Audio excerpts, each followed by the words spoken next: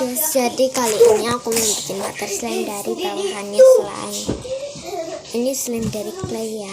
Ini aku juga udah siapin aktivatornya. Kita coba nih. Ini guys sudah dilepas.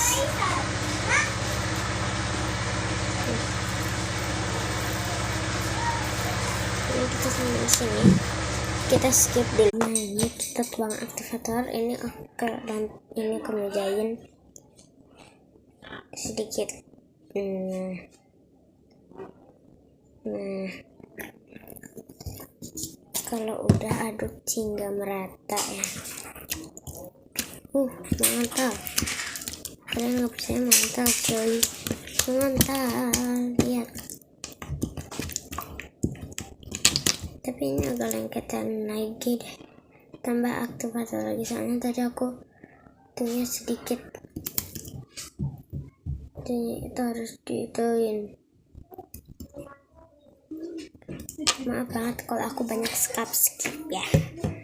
Soalnya itu kebanyakan. Itu loh ya. Apa namanya teh susah banget. Situnya aku buka ini. Ini banyak suara motor-motor.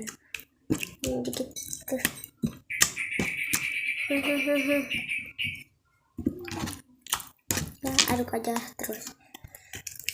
Terus buat yang tadi atasannya itu dia itu di sini. Nanti bakal kita jadiin clay. Kita tambahin aktivator.